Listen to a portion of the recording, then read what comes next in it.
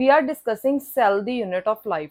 So in this video, we are going to discuss about fourth part under this chapter. So welcome back to Biology on Earth.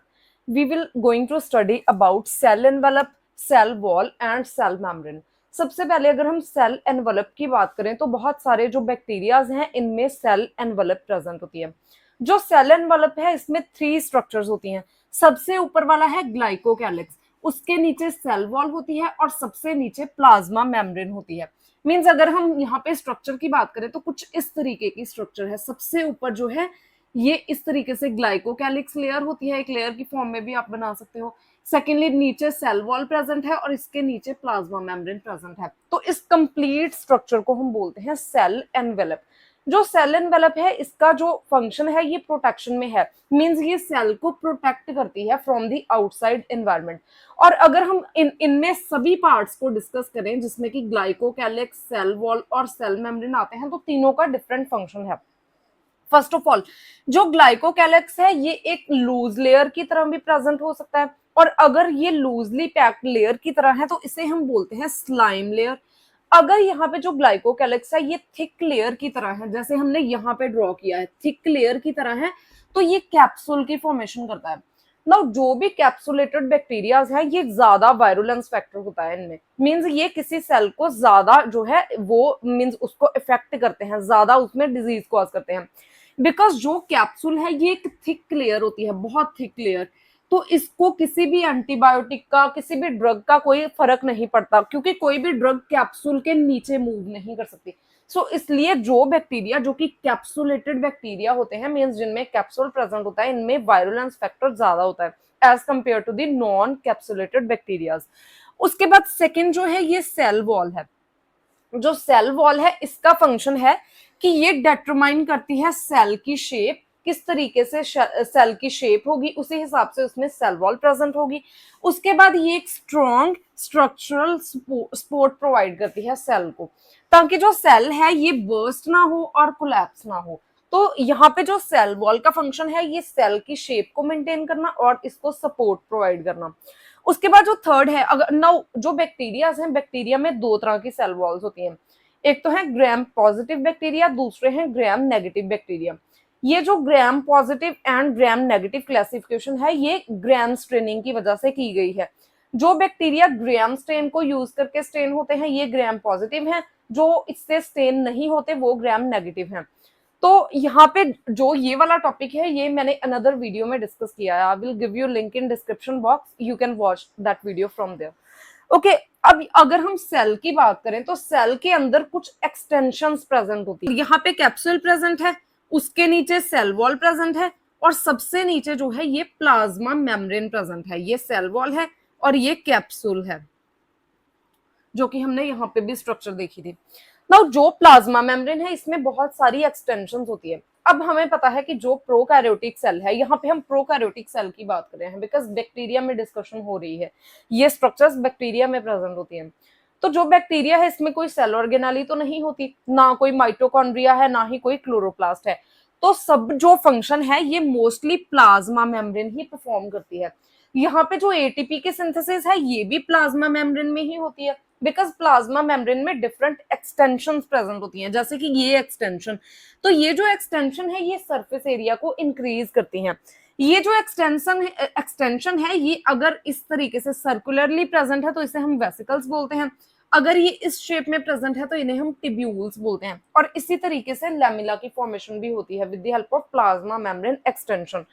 उसके बाद अगर हम cyanobacteria में बात करें तो साइनोबैक्टीरिया एक फोटोसिंथेटिक बैक्टीरिया है। तो इसमें क्लोरोफिल प्रेजेंट होती है, लेकिन क्लोरोफिल किसमें प्रेजेंट है? क्रोमोफोर्स में प्रेजेंट है जो कि स्पेशलाइज्ड ऑर्गेनेली है। और यहाँ पे ये जो मेम्ब्रेन एक्सटेंशन है इसमें क्रोमोफोर्स प्रेजेंट होते हैं। तो इस तरीके से हर एक जो सेल ऑर्गेनेली है उसका फंक्शन यहाँ पे मेम्ब्रेन्स ही परफॉर्म करती हैं प्रोकैरियोटिक सेल में। उसके बाद these type of extension help in cell wall formation. Now ये जितनी भी एक्सटेंशन है इनके डिफरेंट फंक्शंस हैं। ये सेल वॉल की फॉर्मेशन में हेल्प करती हैं। उसके बाद डीएनए रेप्लिकेशन में यहाँ पे ये हेल्प करती हैं। जब सेल की डिवीजन होती है तो ये सेल डिवीजन में हेल्प करती हैं, जैसे कि हमने बोला कि यहाँ से इस एक्सटेंशन से लैमिला की फॉर्मेशन भी होती है। तो इस तरीके से ये सेल डिवीजन में भी हेल्प करती हैं एंड सेक्रीशन प्रोसेस में भी हेल्प करती हैं। तो सो इनके डिफरेंट फंक्शंस होते हैं, ये जो एक्सटेंशंस बन रही हैं यहाँ पे। और अभी हमने देखा कि ये फोटोसिंथेसिस में भी हेल्प करती हैं। So they play different roles because यहाँ पे ऑर्गेनेलीज एब्सेंट है, तो पूरा काम जो है ये यही मेम्ब्रेन स्ट्रक्चर्स ही करती हैं। उसके बाद अगर हम बैक्टीरियल सेल की बात करें तो ये मोटाइल भी हो सकता है, मींस ये चल फिर भी सकता है, और नॉन मोटाइल भी हो सकता है, मींस ऐसा सेल जो कि स्टैटिक है, जो कि चल फिर नहीं सकता। अब मोटाइल में लोकोमोशन प्रेजेंट है, नॉन मोटाइल में लोकोमोशन नहीं प्रेजेंट। तो मोटाइल जो सेल है इसमें कुछ तो ऐसी एक्सटेंशन होनी चाहिए जो कि इसको मूवमेंट में हेल्प करे। तो ये एक्सटेंशन है flagella, this is a bacterial flagella. तो जो बैक्टीरियल फ्लैजिला है ये मूवमेंट में हेल्प करता है। हमने फ्लैजिला के स्ट्रक्चर को डिटेल में डिस्कस किया है इससे पहले वाले पार्ट में, तो आप वहां से इसको देख लीजिए। उसके बाद यहाँ पे जो मोटाइल सेल है इनमें फ्लैजिला होता है। जो फ्लैजिला है इसमें 3 पार्ट्स हैं। सबसे पहले है बेसल बॉडी, यहाँ पे बेसल बॉडी जो है इसको यहाँ पे इस सेल के साथ अटैच करती है। उसके बाद हुक, यहाँ पे ऊपर वाला एरिया हुक होता है, और दिस इज अ फिलामेंट। तो ये 3 पार्ट्स हैं। उसके बाद अगर हम पिलाई की बात करें तो यहाँ पे जो बैक्टीरियल सेल है इसमें जो स्मॉल स्ट्रक्चर हैं दीज आर कॉल्ड दी पिलाए। और जो पिलाए है ये कॉन्जुगेशन में हेल्प करती है जब बैक्टीरिया में रिप्रोडक्शन होता है। उसके बाद यहाँ पे अब एक और लॉन्ग स्ट्रक्चर है, इन्हें हम बोलते हैं फिम्ब्रे। जो फिम्ब्रे होते हैं इनके डिफरेंट रोल्स होते हैं। नाउ जो पिलाए है ये एक स्पेशलाइज्ड प्रोटीन की बनी होती है, और जो फिम्ब्रे है ये यहाँ पे अटैचमेंट में हेल्प करता है। बिकॉज कुछ बैक्टीरिया जो है ये रॉक के साथ या किसी भी सबस्ट्रेटम के साथ अटैच होते हैं। तो सबस्ट्रेटम के साथ जो अटैचमेंट है ये फिम्ब्रे की हेल्प से होती है। और होस्ट टिश्यू को जब ये इन्फेक्ट करते हैं तो सबसे पहले उसके साथ अटैचमेंट होती है होस्ट टिश्यू के साथ। तो ये अटैचमेंट भी फिम्ब्रे की हेल्प से ही होती है। So we are going to discuss about cell wall of different organisms. We have already discussed about the cell wall of bacteria, in which we complete about cell wall of gram positive and gram negative bacteria. After that, we have already covered the topic which is the bacterium flagella. So I will give you link of these two topics in the description box, so you can follow that. After that अगर हम यहाँ पे plant cell wall की बात करें तो plant has 2 type of cell walls. First is called primary cell wall and second is called the secondary cell wall. Primary cell wall जो है ये मैच्योर सेल्स में प्रेजेंट नहीं होती, ये यंग सेल्स में प्रेजेंट होती है। और ये जो है ये यंग सेल्स में प्रेजेंट होती है और ये लिविंग कंडीशन में होती है। और इसकी अगर हम कॉम्पोजिशन की बात करें तो यहाँ पे जो कार्बोहाइड्रेट्स हैं डिफरेंट, इसमें जो सेलुलोज है ये 35 से 50% होता है। जो हेम्योसेलुलोज है इसकी एक टाइप है जाइलन, जो कि प्राइमरी सेल वॉल में प्रेजेंट होती है। It is present about 20 to 35%। और यहाँ पे पैक्टिन भी प्रेजेंट होता है। मेजोरिटी ऑफ केसेस में जो प्राइमरी सेल वॉल है इसमें लिग्निफिकेशन नहीं होती या बहुत कम लिग्निफिकेशन होती है। अब दूसरी है सेकेंडरी सेल वॉल। जैसे सपोज कि ये प्लांट सेल है, तो प्लांट सेल में ये ऊपर वाली जो वॉल है ये होती है प्राइमरी सेल वॉल, इसके नीचे बनती है सेकेंडरी सेल वॉल। जब एक सेल जो है ये मैच्योर हो जाता है तो यहाँ पे नीचे सेकेंडरी सेल वॉल की फॉर्मेशन होती है, और प्राइमरी सेल वॉल की ग्रोथ यहीं पे रुक जाती है, इसके आगे वो ग्रो नहीं होती या डिमिनिश हो जाती है। जैसे अगर हम जाइलम की बात करें तो जाइलम का काम है वाटर ट्रांसपोर्टेशन। तो वाटर ट्रांसपोर्टेशन के लिए यहाँ पे जो जाइलम के सेल्स होते हैं इनमें यहाँ पे highly lignified secondary cell wall present होती है। अब लिग्निफिकेशन क्यों जरूरी है? बिकॉज जो लिग्निफिकेशन है ये फ्लेक्सिबिलिटी को बहुत कम करती है और ये सेल को लीकेज प्रूफ बनाती है। तो जाइलम के सेल्स में जो अंदर की तरफ है ये highly lignified secondary cell wall present है, इससे जो वाटर लॉस है ये नहीं होता ड्यूरिंग द ट्रांसपोर्टेशन। नाउ यहाँ पे जो सेल वॉल है इसमें हमने पहले ही देख लिया कि एम्पल अमाउंट में लिग्निन प्रेजेंट होता है, ठीक है। उसके बाद सेलुलोज एंड हेमिसेलुलोज, ये दोनों जो कार्बोहाइड्रेट्स हैं ये प्रेजेंट होते हैं, और 1 to 5% यहाँ पे स्ट्रक्चरल प्रोटीन्स प्रेजेंट होते हैं। जो स्ट्रक्चरल प्रोटीन्स हैं ये दोनों में प्रेजेंट होते हैं। उसके बाद अगर हम एल्गे की सेल वॉल की बात करें तो एल्गल सेल वॉल जो है इसमें भी सेलुलोज, गैलेक्टन्स, मैनन्स, और इनको मैनोप्रोटीन्स भी बोला जाता है। मींस वो प्रोटीन जिसके साथ की मैनोज अटैच होता है, इसे हम बोलते हैं मैनन्स और मैनोप्रोटीन्स। और मिनरल्स होते हैं जैसे कि कैल्शियम कार्बोनेट। अगर हम फंगल सेल वॉल की बात करें तो यहाँ पे इसमें काइटिन प्रेजेंट होता है, ठीक है। काइटिन फंगस में होता है इसकी सेल वॉल में। बीटा ग्लूकन्स होते हैं, उसके बाद मैनन्स और मैनोप्रोटीन जैसे कि यहाँ पे एल्गी में है। सिमिलरली मींस ऐसे प्रोटीन जिसके साथ की मैनोज अटैच्ड होता है ये प्रेजेंट होते हैं। उसके बाद last is called the plasma membrane. ना जो प्लाज्मा मेम्ब्रेन की स्ट्रक्चर है इसको इलेक्ट्रॉन माइक्रोस्कोप की डिस्कवरी के बाद ही पूरी तरीके से डिटरमाइन किया गया है। बिकॉज पहले जो प्लाज्मा मेम्ब्रेन है ये इतनी विजिबल नहीं होती थी। तो जब इलेक्ट्रॉन माइक्रोस्कोप की डिस्कवरी हुई 1950 में तो उसके बाद इसके स्ट्रक्चर को देखा गया उसमें कि किस तरीके से स्ट्रक्चर होती है। अगर हम कॉमनली हम जब भी प्लाज्मा मेम्ब्रेन स्टडी करते हैं या सेल मेम्ब्रेन स्टडी करते हैं इसमें कॉमनली एग्जांपल ली जाती है रेड ब्लड सेल्स की। तो सबसे पहले रेड ब्लड सेल्स की मेम्ब्रेन को ह्यूमंस में मींस जो आरबीसीज है इनकी मेम्ब्रेन को स्टडी किया गया था। इनकी केमिकल कॉम्पोजिशन की अगर हम बात करें तो इसमें 49% प्रोटीन्स होते हैं, 43% लिपिड्स होते हैं एंड 8% कार्बोहाइड्रेट्स होते हैं। बिकॉज जो भी प्लाज्मा मेम्ब्रेन है या सेल मेम्ब्रेन है इसमें प्रोटीन्स उसके बाद लिपिड्स ये एम्पल अमाउंट में प्रेजेंट होते हैं बट स्मॉल अमाउंट में कार्बोहाइड्रेट्स और यहाँ पे कोलेस्ट्रॉल भी प्रेजेंट होता है। अगर हम कार्बोहाइड्रेट की बात करें तो मेजोरिटी ऑफ केसेस में मोनोसेक्राइड्स होते हैं। मोनोसेक्राइड जैसे कि ग्लूकोज मींस जो सिंगल एक ही उसके मॉलिक्यूल के बने हैं। उसके बाद इसमें ओलिगोसेक्राइड्स हो सकते हैं जो कि 2-3 मींस मॉलिक्यूल्स के बने हैं और बहुत कम जो है ये पॉलीसेक्राइड्स होते हैं इसमें। लेकिन कार्बोहाइड्रेट चाहे वो मोनोसेक्राइड है चाहे वो डाइसेक्राइड है या फिर ओलिगोसेक्राइड है ये मेजोरिटी ऑफ केसेस में बाउंडेड फॉर्म में होता है। या तो ये प्रोटीन के साथ बाउंडेड फॉर्म में होता है या लिपिड के साथ बाउंडेड फॉर्म में होता है। अगर ये प्रोटीन के साथ बाउंडेड फॉर्म में है तो इसे हम बोलते हैं ग्लाइकोप्रोटीन्स, अगर लिपिड के साथ बाउंडेड फॉर्म में है तो इसे हम बोलते हैं ग्लाइकोलिपिड्स। तो मींस प्लाज्मा मेम्ब्रेन में कार्बोहाइड्रेट्स बाइंडेड फॉर्म में होते हैं। ये या तो ग्लाइकोप्रोटीन्स की फॉर्म में होते हैं या फिर ग्लाइकोलिपिड्स की फॉर्म में। This is the structure of plasma membrane. यहाँ पे ये लिपिड लेयर है। अगर हम लिपिड की स्ट्रक्चर देखें तो ये इस तरीके से लिपिड्स प्रेजेंट होते हैं और these are called the phospholipids. Now क्योंकि इनमें फॉस्फेट ग्रुप प्रेजेंट होता है यहाँ पे जो है ये ग्लिसरोल हेड प्रेजेंट है और ग्लिसरोल जो है ये हाइड्रोफिलिक मॉलिक्यूल है, वाटर लविंग है तो ये सेल के साइटोप्लाज्म की तरफ होगा। और यहाँ पे दीज आर टू ये यहाँ पे दो जो है ये फैटी एसिड चेन्स हैं और फैटी एसिड टेल्स हैं। और फैटी एसिड टेल्स फैट्स जो हैं ये हाइड्रोफोबिक होते हैं मींस वाटर रेजिस्टेंट होते हैं। तो ये इनसाइड सेल के अंदर इवन मेम्ब्रेन के अंदर वाले सरफेस पे होते हैं।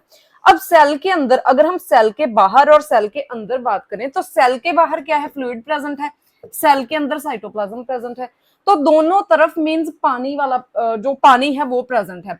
तो ऊपर वाली तरफ और नीचे वाली तरफ यहाँ पे हाइड्रोफिलिक हेड्स प्रेजेंट होते हैं और अंदर वाली तरफ ये हाइड्रोफोबिक रीजन है।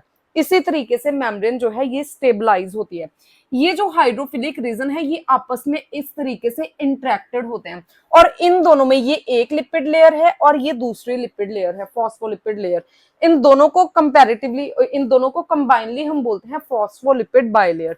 नाउ जो फॉस्फोलिपिड बाइलेयर है मींस दो लेयर्स हैं जो लिपिड्स की जो कि एक यहाँ पे प्रेजेंट है और यहाँ पे, इनके बीच में यहाँ पे हाइड्रोफोबिक इंटरेक्शंस होती हैं जो कि दोनों लेयर्स को स्टेबलाइज करती हैं। और अगर हम सिंगल लिपिड लेयर की बात करें तो इसको स्टेबलाइज करती हैं van der Waals forces means वो फोर्सेस जो कि दो मॉलिक्यूल्स को आपस में इंटरेक्ट करके रखती हैं, अट्रैक्ट करके रखती हैं। तो यहाँ पे इसमें और इसमें इनमें van der Waals forces present है। तो सिंगल मेम्ब्रेन जो है इसकी स्टेबिलिटी के लिए कौन सी फोर्स रिस्पॉन्सिबल है, वॉन डेर वाल फोर्सेस। और डबल मेम्ब्रेन की स्टेबिलिटी होती है हाइड्रोफोबिक फोर्सेस से। उसके बाद ये तो होगी फॉस्फोलिपिड्स की बात। नो इसमें डिफरेंट प्रोटीन्स भी प्रेजेंट होते हैं। तो तीन तरीके के प्रोटीन हैं। एक प्रोटीन जो कि मेम्ब्रेन में इस तरीके से चैनल की फॉर्म में प्रेजेंट होते हैं। यहाँ पे इनर इनमें स्पेस होती है जो कि जिसे हम बोलते हैं पोर और चैनल और इसी चैनल के थ्रू यहाँ पे जो डिफरेंट मॉलिक्यूल्स हैं इसको मेम्ब्रेन को क्रॉस करते हैं ऑन बोथ साइड्स। उसके बाद कुछ ऐसे प्रोटीन हैं जो कि सिर्फ यहाँ पे लिपिड के साथ अटैच्ड होते हैं और पेरिफेरल पोर्शन पे प्रेजेंट होते हैं on both sides. So these are called the peripheral membrane proteins. उसके बाद कुछ ऐसे प्रोटीन हैं जो कि ये जो लिपिड बाइलेयर है इसके साथ लिंक्ड होते हैं। तो जो प्रोटीन लिपिड बाइलेयर के साथ इनकी लिंकेज होती है इन्हें हम बोलते हैं लिपिड लिंक्ड प्रोटीन जो कि यहाँ पे these are called lipid linked proteins. जो प्लाज्मा मेम्ब्रेन है इसके डिफरेंट मॉडल्स, ओवर्टन मॉडल है, उसके बाद बहुत सारे मॉडल्स आए, लेकिन फाइनली जो वेल एक्सेप्टेड मॉडल है it is called the fluid mosaic model of plasma membrane. अब this model is given by Singer and Nicolson, और ये मॉडल हमें बताता है कि यहाँ पे जो लिपिड बाइलेयर मेम्ब्रेन में प्रेजेंट है ये फ्लूइड नेचर होता है इसका। फ्लूइड का मतलब है कि फ्लूइड किसी भी जगह मूव कर सकता है, तो यहाँ पे फ्लूइड नेचर का मतलब है कि इसमें जो लिपिड्स हैं ये मूव कर सकते हैं। अब दो तरीके की मूवमेंट्स होती हैं, अगर तो लिपिड जो है ये लिपिड इस साइड चला जाए और ये इस साइड चला जाए, सिमिलरली ये लिपिड यहाँ पे आ जाए और ये वाला लिपिड यहाँ पे आ जाए, तो अगर इस तरीके की मूवमेंट होती है तो इसे हम बोलते हैं लेटरल मूवमेंट। ये दोनों लेयर्स में होती है। तो लेटरल मूवमेंट जो होती है इसकी मूवमेंट के लिए ज्यादातर एनर्जी की रिक्वायरमेंट नहीं होती, ये energy free, energy independent movement है या फिर एटीपी इंडिपेंडेंट मूवमेंट है। क्योंकि ये जो मूवमेंट है, अब ये क्यों होती है जो लेटरल मूवमेंट है, अगर यहाँ पे हमने अभी स्टडी किया कि ये जो मॉलिक्यूल्स हैं इनके बीच में वॉन फोर्सेस हैं, तो अगर वॉन फोर्सेस बहुत ज्यादा होंगी तो ये बहुत पास पास इस तरीके से प्रेजेंट होंगे, अगर इतने पास प्रेजेंट है तो मूव नहीं कर पाएंगे।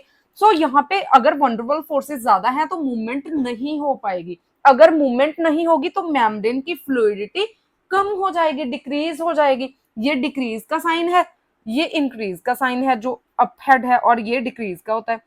दूसरी बात, अगर यहाँ पे वंडरवॉल फोर्सेस कम हो जाती हैं, डिक्रीज हो जाती हैं, तो लिपिड्स जो है ये लेटरली मूव कर पाएंगे। सो लेटरल मूवमेंट इन केस में, इस केस में इंक्रीज हो जाएंगी और मेम्ब्रेन की फ्लूइडिटी भी इंक्रीज हो जाएगी। अब दूसरी मूवमेंट है ट्रांसवर्स मूवमेंट। नाउ जो लिपिड्स यहाँ पे दोनों लेयर्स में प्रेजेंट हैं, ये वाला लिपिड इस लेयर में भी मूव कर सकता है और ये वाला लिपिड इस लेयर में भी मूव कर सकता है। मींस सभी जो लिपिड्स यहाँ पे बाइलेयर में है ये एक लेयर से दूसरी लेयर में इस तरीके से मूव कर सकते हैं। ये जो मूवमेंट है, क्योंकि ये वाला पोर्शन हाइड्रोफोबिक पोर्शन है तो इसलिए एज इट इज मूवमेंट नहीं हो सकती, तो इसको मीडिएट करते हैं कुछ प्रोटीन, और जो प्रोटीन्स इस ट्रांसवर्स मूवमेंट को मीडिएट करते हैं these are called the flippase and floppase. ये एटीपी डिपेंडेंट प्रोसेस है, मींस इस प्रोसेस में अगर इस लेयर से इस लेयर में लिपिड ने मूव करना है तो इसको एनर्जी चाहिए। सो this is called the ATP dependent process. उसके बाद नाउ जो मेम्ब्रेन है, मेम्ब्रेन एक ऐसी, अभी हमने देखा कि इसका फ्लूइड नेचर होता है, फ्लूइड नेचर होने के कारण जो मेम्ब्रेन है इसमें से डिफरेंट मॉलिक्यूल्स क्रॉस कर सकते हैं। तो मेम्ब्रेन एक फ्लूइड, मींस यहाँ पे ये फ्लूइड नेचर है इसका, तो बहुत सारे ऐसे स्मॉल मॉलिक्यूल्स हैं जो कि इस मेम्ब्रेन को एज इट इज क्रॉस कर सकते हैं। कौन से मॉलिक्यूल्स हैं, जैसे कि हाइड्रोफोबिक मॉलिक्यूल्स हो गए, मींस जो लिपिड वाले मॉलिक्यूल्स हैं ये एज इट इज ही इसको क्रॉस कर सकते हैं। उसके बाद जो स्मॉल मॉलिक्यूल्स हैं और जो न्यूट्रल आयंस हैं, जैसे जिन आयंस में कोई चार्ज नहीं होता, वो भी इसको आराम से क्रॉस कर सकते हैं। अब जो तो ऐसे ही क्रॉस कर सकते हैं इसे हम बोलते हैं पैसिव ट्रांसपोर्ट। मींस यहाँ पे, यहाँ से मॉलिक्यूल यहाँ पे आ गया और यहाँ से यहाँ चला गया, तो ये नॉर्मली डिफ्यूज हो रहा है। और डिफ्यूजन का हमने देखा है, डिफ्यूजन हमेशा कंसंट्रेशन ग्रेडियंट के साथ होती है, means across concentration gradient. Suppose यहाँ पे ग्लूकोज है तो ग्लूकोज की कंसंट्रेशन यहाँ पे, सॉरी नॉट ग्लूकोज, सपोज यहाँ पे वाटर है तो वाटर की कंसंट्रेशन यहाँ पे बहुत ज्यादा है और इस साइड वाटर की कंसंट्रेशन कम है, तो वाटर ज्यादा कंसंट्रेशन से कम कंसंट्रेशन वाले रीजन में मूव करेगा। This is called the diffusion. तो वाटर की जो डिफ्यूजन होती है इसे हम ऑस्मोसिस भी बोलते हैं, बिकॉज जो वाटर है ये यहाँ पे इस तरीके से भी मूव करता है कि अगर यहाँ पे जो है इस साइड सल्यूट की कंसंट्रेशन बहुत ज्यादा है, सल्यूट मींस मॉलिक्यूल सॉल्ट्स, इनकी कंसंट्रेशन अगर बहुत ज्यादा है और दूसरी साइड सल्यूट की कंसंट्रेशन बहुत कम है, तो वाटर हमेशा जो है ज्यादा कम कंसंट्रेशन वाली जगह से ज्यादा कंसंट्रेशन वाली जगह पे मूव करेगा, सल्यूट की कम कंसंट्रेशन वाली जगह से सल्यूट की हायर कंसंट्रेशन की तरफ मूव करेगा। सो इस तरीके की जो डिफ्यूजन है इसे हम बोलते हैं osmosis. Osmosis means the movement of solvent, solvent is any liquid from the low concentration of solute to high concentration of solute, ताकि ऑस्मोटिक प्रेशर दोनों साइड इक्वल हो जाए। तो यहाँ पे this is called the passive transport. Passive transport को कोई भी एनर्जी की जरूरत नहीं है, बिकॉज यहाँ पे एटीपी की जरूरत नहीं पड़ती। सो ये अक्रॉस द कंसंट्रेशन ग्रेडियंट होती है। अब दूसरी है एक्टिव ट्रांसपोर्ट। अब कुछ ऐसे मॉलिक्यूल्स हैं जो कि हाइड्रोफिलिक मॉलिक्यूल्स हैं, तो हाइड्रोफिलिक मॉलिक्यूल इस रीजन को, इतने रीजन को क्रॉस नहीं कर पाते, तो इनकी मूवमेंट कैसे होती है। अब कुछ आयंस हैं जैसे कि सोडियम आयन हो गया, पोटेशियम आयन हो गया, क्लोरीन आयन हो गया, तो इन पे एक चार्ज है, यहाँ पे पॉजिटिव चार्ज है, यहाँ पे नेगेटिव चार्ज है। और हमने मेम्ब्रेन में देखा है कि मेम्ब्रेन में भी हमेशा दोनों साइड चार्ज होता है। बेसिकली जो मेम्ब्रेन के बाहर चार्ज है ये पॉजिटिव चार्ज होता है, और मेम्ब्रेन के अंदर नेगेटिव चार्ज होता है। मींस अंदर जो साइटोप्लाज्म वाली जगह है सेल की, इस तरफ नेगेटिव चार्ज होता है। तो यहाँ पे चार्ज का डिफरेंस है, मींस चार्ज ग्रेडियंट है। तो एज इट इज जो चार्ज आयन है इसको क्रॉस नहीं कर पाएंगे, क्योंकि यहाँ पे मेम्ब्रेन में ग्रेडियंट प्रेजेंट है। तो इस तरीके से यहाँ पे जो डिफरेंट आयंस हैं, मींस जो चार्ज आयंस हैं, और जो मॉलिक्यूल्स हैं जैसे कि बहुत सारे बड़े मॉलिक्यूल्स जैसे ग्लूकोज, प्रोटीन, अमीनो एसिड, ये मेम्ब्रेन को एज इट इज क्रॉस नहीं कर सकते। इनकी पैसेज के लिए यहाँ पे प्रोटीन्स होते हैं जो हमने पहले देखे हैं। These are called the integral membrane proteins और ट्रांस मेम्ब्रेन प्रोटीन, और इनमें चैनल होता है। सो इसे हम ट्रांसपोर्टर भी बोलते हैं। ये डिफरेंट प्रोटीन्स को ट्रांसपोर्ट करवाता है ऑन दी बोथ साइड्स। और ये जो यहाँ पे ट्रांसपोर्ट है इसमें बहुत सारी एनर्जी यूज होती है, बिकॉज बहुत बार क्या होता है कि ये जो एक्टिव ट्रांसपोर्ट है ये अगेंस्ट द कंसंट्रेशन ग्रेडियंट हो रही है। अगेंस्ट कंसंट्रेशन ग्रेडियंट का क्या मतलब है कि सपोज यहाँ पे कंसंट्रेशन बहुत ज्यादा है किसी की और यहाँ पे बहुत कम है। So against the concentration gradient का मतलब है कि कम कंसंट्रेशन से ज्यादा कंसंट्रेशन की तरफ मूव करना। तो इस प्रोसेस में एनर्जी चाहिए होती है, सो एटीपी की जरूरत पड़ती है। So that's why this process is always called the ATP dependent process. और इसमें अगर हम एग्जांपल लें तो ग्लूट मींस ग्लूकोज ट्रांसपोर्टर। तो डिफरेंट जो ग्लूकोज मॉलिक्यूल्स हैं इनको ट्रांसपोर्ट करने के लिए डिफरेंट ग्लूट होते हैं सेल की मेम्ब्रेन में, जो कि एक प्रोटीन है, इस तरीके से प्रेजेंट होते हैं। उसके बाद जो सोडियम पोटेशियम पंप है ये आयंस की मूवमेंट में हेल्प करता है। So this is all about the plasma membrane, cell wall and cell envelope. If you have any type of query regarding these topics, you can ask me in comment section. And if you find the content useful, please like and share the video and subscribe to my channel Biology on Earth.